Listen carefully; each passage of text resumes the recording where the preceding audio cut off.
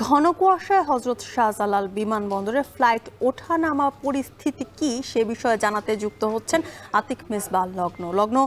ঘন কুয়াশার কারণে ফ্লাইট চলাচল কি বন্ধ রয়েছে কিনা বা এই শীতের তীব্রতা নিয়ে বা ফ্লাইট চলাচল নিয়ে কি বলছেন সেখানকার কর্তৃপক্ষ এবং শীতের তীব্রতা নিয়ে কি বলছেন আবহাওয়া অফিস, জানাবেন।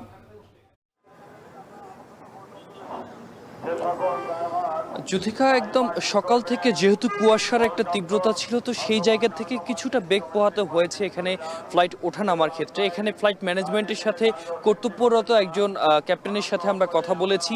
তিনি আমাদেরকে জানিয়েছে কেবলমাত্র একটি মাত্র ফ্লাইট এখানে নামতে পারেনি, অর্থাৎ এটি কলকাতাতে অবতরণ করেছে। এছাড়া অন্যান্য যে ফ্লাইটগুলো রয়েছে সেগুলো কিন্তু নিরাপদেই এখানে অবতরণ করেছে, তবে কিছুটা বিলম্ব হয়েছে স্বাভাবিক সময়ের চেয়ে। এছাড়াও আরেকটি বিষয় বলতে চাই, প্রতিদিনই একটি নিয়মিত রানওয়ে মার্কিংয়ের কার্যক্রম চলছে, অর্থাৎ রানওয়ে মার্কিংয়ের মাধ্যমে কুয়াশার মধ্যে যেন ফ্লাইট অবতরণের ক্ষেত্রে কোনো ধরনের সমস্যা না হয়, সেই সমস্যা কিছুটা কমানোর জন্যই মূলত এই উদ্যোগটি নেওয়া হয়েছে। এবং এই রানওয়ে মার্কিংয়ের জন্য প্রত্যেকটা দিনই 4 ঘন্টা করে আসলে ফ্লাইট অবতরণ এবং উড্ডয়নের যে কার্যক্রম রয়েছে সেটি স্বাভাবিকভাবে বন্ধ থাকে। বেশ কয়েকদিন ধরে এই কার্যক্রম অব্যাহত অবস্থায় রয়েছে। আর এছাড়া যেমনটি জানাতে চাই, আবহাওয়া অফিসের সাথে আমাদের কথা হয়েছে, আমাদেরকে জানিয়েছে যে আজকে সকালে ঢাকার তাপমাত্রা এই চলতি মৌসুমের সর্বনিম্ন ছিল, অর্থাৎ 12.3 ডিগ্রি সেলসিয়াস, যেটি আসলে চলতি মৌসুমের সর্বনিম্ন হিসেবেই তিনি বলেছিলেন।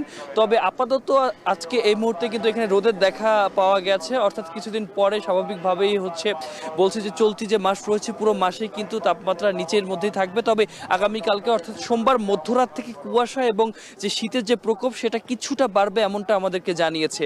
এবং যেমনটি আমরা আসলে জানতে পারছিলাম যে স্বাভাবিকভাবে ঢাকার যে জায়গাগুলোতে কিছুটা বনাঞ্চল রয়েছে, কিছুটা জলাধার রয়েছে বা খোলামেলা জায়গা রয়েছে, এই জায়গাগুলোতে শীতের প্রকোপ কিছুটা স্বাভাবিকের চেয়ে বেশি রয়েছে। এছাড়া আমরা বিভিন্ন ফেরিঘাটে কথা বলার চেষ্টা করেছি এবং দূরপাল্লার যে মহাসড়ক রয়েছে সেখানেও কুয়াশার জন্য আসলে বাসের যে স্বাভাবিক গতি রয়েছে সেই গতি কিছুটা কমে গেছে, এবং গতি কমার জন্য স্বাভাবিকভাবে সড়কে যে যান চলাচলের যে চাপ রয়েছে সেই চাপ রয়েছে, সেজন্য আসলে বাড়তি সতর্কতা অবলম্বনের জন্য আহ্বান জানানো হয়েছে। তো জ্যোতিকা, এই ছিল আমার এখান থেকে সর্বশেষ। ঘন কুয়াশার কবলে রাজধানী, সে বিষয়ে সবশেষ খবর জানাচ্ছি।